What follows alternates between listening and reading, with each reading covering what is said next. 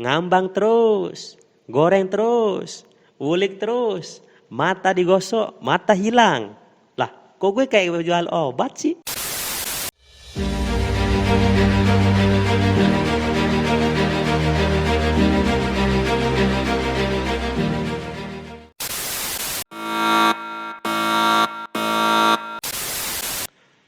Hai, kaula Indonesia yang budiman. Apa kabar nih semua? Udah capek? Sama, Mister Karyo juga capek. Tapi kalau Mister Karyo nggak bersuara, ya bukan Mister Karyo namanya.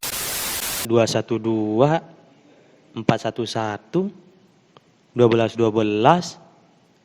Bukannya itu promo Shopee ya? Shopee, pipi. Yang bener apaan cuy? 18-12 bro. Oh iya. Ini dia nih beberapa rentetan aksi bela Islam dari tahun 2016 lalu. Kalau kurang bisa kalian tambahin deh di kolom komentar. Namanya juga manusia biasa. Gue bisa juga lupa kan.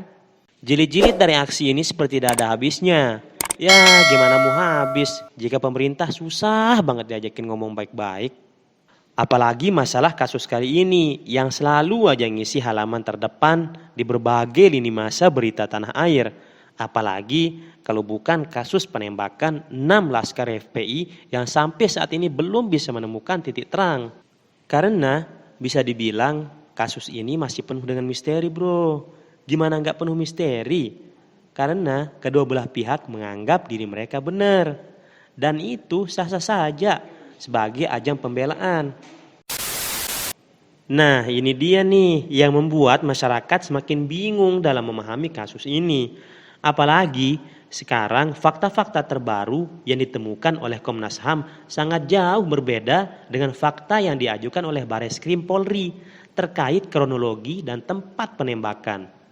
Iya juga sih, gimana bisa sinkron tuh? Nih mohon maaf aja Pak Komnas HAM yang mulia.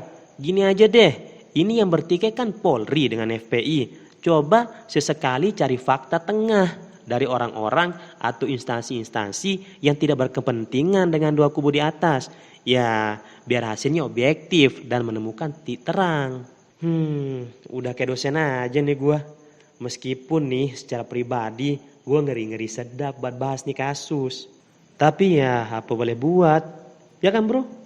Gue yakin jilid-jilid aksi demo berikutnya mungkin akan berlanjut sampai kasus ini tuntas. Apa Pak D sama jajarannya nggak bosen ngurusin masalah ini terus? Ya walaupun kemarin Pak D udah pernah ngadain jumpa pers terkait kasus penembakan tersebut. Tapi masih banyak rakyat yang mempertanyakan tentang pernyataan Pak D. Ya kalau bisa gue bilang sih pernyataan Bapak Presiden masih ngambang atau bahasa kerennya masih normatif. Ya skrip papap lah.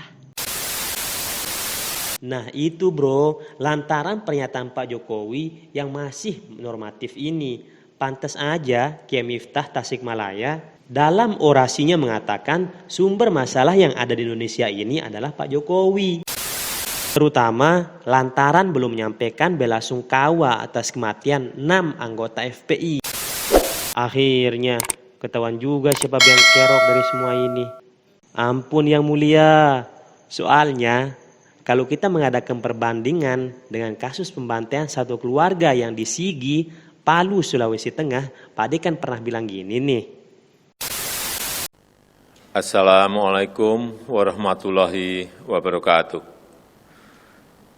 Saya mengutuk keras tindakan-tindakan di luar batas kemanusiaan dan tidak beradab yang menyebabkan 4 orang saudara-saudara kita meninggal dunia dalam aksi kekerasan yang terjadi di Kabupaten Sigi, Sulawesi Tengah.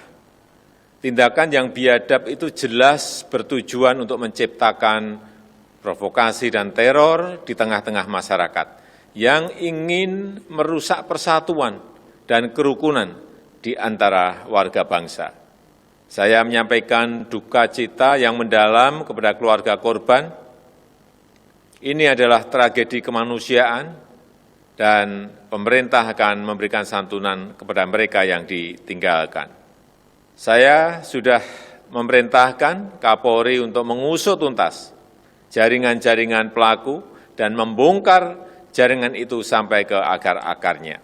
Saya juga telah memerintahkan kepada Kapolri dan Panglima TNI untuk meningkatkan kewaspadaan. Sekali lagi, saya tegaskan bahwa tidak ada tempat di tanah air kita ini bagi terorisme.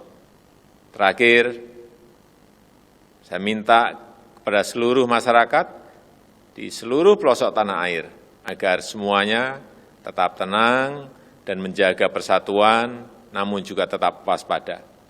Kita semua harus bersatu melawan terorisme. Wassalamualaikum warahmatullahi wabarakatuh.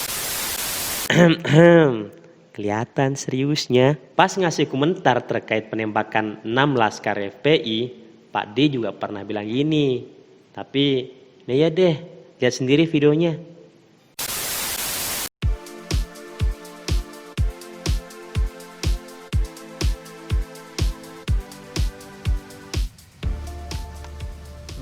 Dalam minggu-minggu terakhir ini kan ada kasus tewasnya warga sipil di Sigi, kemudian beberapa hari lalu juga ada tewasnya anggota salah satu ormas FPI.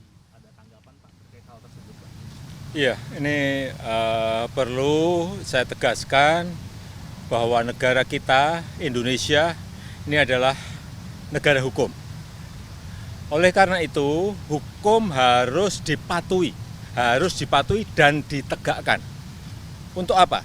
Untuk melindungi kepentingan masyarakat, melindungi kepentingan bangsa dan negara. Jadi, sudah merupakan kewajiban aparat penegak hukum untuk menegakkan hukum secara tegas dan adil.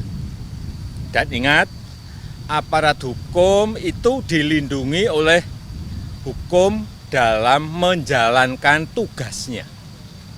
Untuk itu tidak boleh ada warga dari masyarakat yang semena-mena melanggar hukum, yang merugikan masyarakat, apalagi membahayakan bangsa dan negara.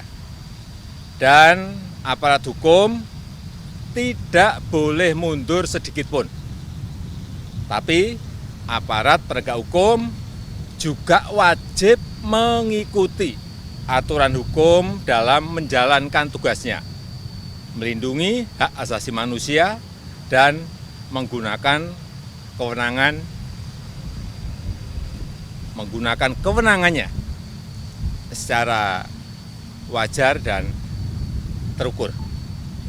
Dan jika ada perbedaan pendapat, ini biasanya ada, jika ada perbedaan pendapat tentang proses penegakan hukum, saya minta agar gunakan mekanisme hukum. Ikuti prosedur hukum, ikuti proses peradilan, hargai keputusan pengadilan. Jika perlu, jika memerlukan keterlibatan lembaga independen, kita memiliki Komnas HAM, di mana masyarakat bisa menyampaikan pengaduannya. Sekali lagi saya tegaskan, kita harus menjaga tegaknya keadilan dan kepastian hukum di negara kita, menjaga fondasi bagi kemajuan Indonesia. Terima kasih. Kelihatan bedanya. Padahal nih, menurut akal-akal kita yang awam, yang hilangkan sama-sama nyawa. Dan yang lebih penting, mereka-mereka ini kan warga masyarakat Indonesia. Seharusnya pernyataan bela sungkawa Pak D harus sama dong. Walaupun nih yang di Sigi dibantai sama teroris dan yang di Tol Cikampek dibantai oleh polisi. Oke, kita balik lagi ke Komnas HAM. Kami berharap ke Komnas HAM untuk benar-benar independen dalam menangani kasus ini. Jangan sampai bisa diintervensi sama pihak manapun. Karena rakyat sebenarnya udah lelah dengan kasus ini yang belum bisa menemukan titik terang. Masa iya kasus yang terjadi di tahun 2020 diselesaikan tahun 2021? Ngambang terus, goreng terus, ulik terus. mata digosok, mata hilang. Lah, kok gue kayak jual obat sih? Gini bro, walaupun kondisi hukum di negara kita masih terasa tumpul ke atas dan tajam ke bawah, jangan lupa bahagia meskipun harus mencarinya dari mimpi. Asal mimpi itu tidak ada unsur pidananya. Sekian dulu ya.